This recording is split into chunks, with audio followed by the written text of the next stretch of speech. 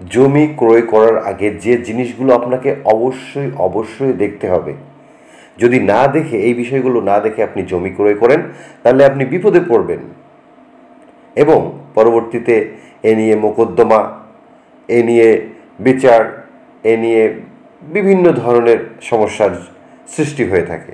সুতরাং এই সমস্যাগুলো এড়াতে আপনারা জমি ক্রয় করার আগে এই বিষয়গুলো অবশ্যই দেখে নেবেন।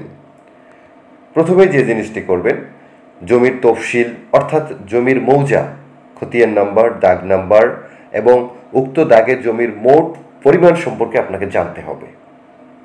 এরপর হচ্ছে যার কাছ থেকে জমি কিনবেন তার কাছ থেকে ওই জমি সংক্রান্ত সকল কাগজপত্রের ফটোকপি চেয়ে নেবেন, যেমন সিএস খতিয়ান, এসএ খতিয়ান, আরএস খতিয়ান, বিএস খতিয়ান এবং যদি সিটি জরিপ থাকে সেটাও আপনারা নেবেন।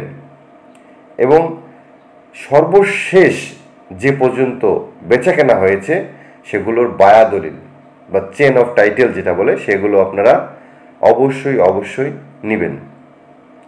তারপর যে বিষয়টি করবেন, যার কাছ থেকে জমি কিনবেন সে যদি ক্রয় সূত্রে জমির মালিক হয়ে থাকে তাহলে ক্রয় দলিল বা বায়া দলিল রেকর্ডের সঙ্গে মিলিয়ে বিক্রেতার মালিকানা নিশ্চিত করতে হবে।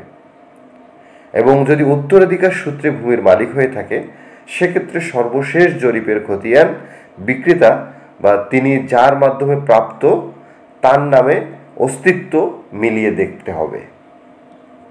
এরপর উত্তরাধিকার সূত্রে প্রাপ্ত জমি বিক্রেতার শরিকদের সঙ্গে বিক্রেতার সম্পত্তির যে ভাগাভাগি বন্টননামা বা ফারাইজ দেখে নিতে হবে। বিক্রেতা যদি বলেন যে আপোষ মূলে বন্টন হয়েছে কিন্তু রেজিস্ট্রি হয়নি, তবে ফরাইজ অনুযায়ী বিক্রেতা যেটুকু অংশের দাবিদার সেটুকু তার কিনা অবশ্যই এটা নিশ্চিত হতে হবে। এরপর আসুন, যে জমিটা ক্রয় করতে যাচ্ছেন সে নিয়ে কোনো মামলা আছে কিনা বা কোনো মামলা বিচারাধীন আছে কিনা বা মামলা থাকলে নিষ্পত্তি হয়েছে কিনা এটা অবশ্যই দেখে নিতে হবে। তারপর দেখতে হবে জমিটি কারো কাছে বন্ধক আছে কিনা। এরপর দেখতে হবে যে জমিটি খাস, পরিত্যক্ত বা অন্য কারো সম্পত্তি কিনা বা সরকারের কোনো সম্পত্তি কিনা বা সরকার কোনো অধিগ্রহণ করেছেন কিনা, এ বিষয়ে খুব ভালো করে খেয়াল রাখতে হবে।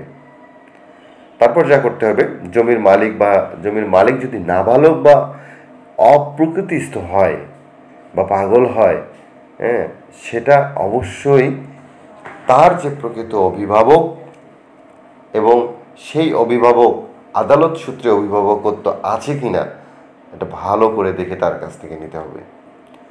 এবং যে কাজটি করবেন, যে সর্বশেষ নামজারি পর্চা, ডিসিআর, খাজনা, দাখিল রসিদ এগুলো আছে কিনা বা দিয়েছে কিনা, সঠিকভাবে খাজনা দিয়েছে কিনা।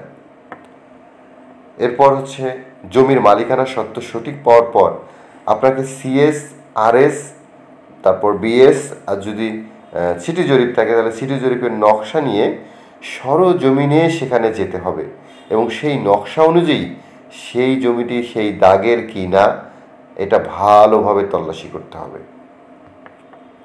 এরপর যে বিক্রয়ের জন্য নির্দিষ্ট যে জমিটি রয়েছে বর্তমানে কে দখলে আছে, আপনি যার কাছ থেকে ক্রয় করছেন জমিটি তার দখলে আছে কি না বা অন্য কারো দখলে কি না, এটা ভালোভাবে সরজমিনে গিয়ে যাচাই করতে হবে।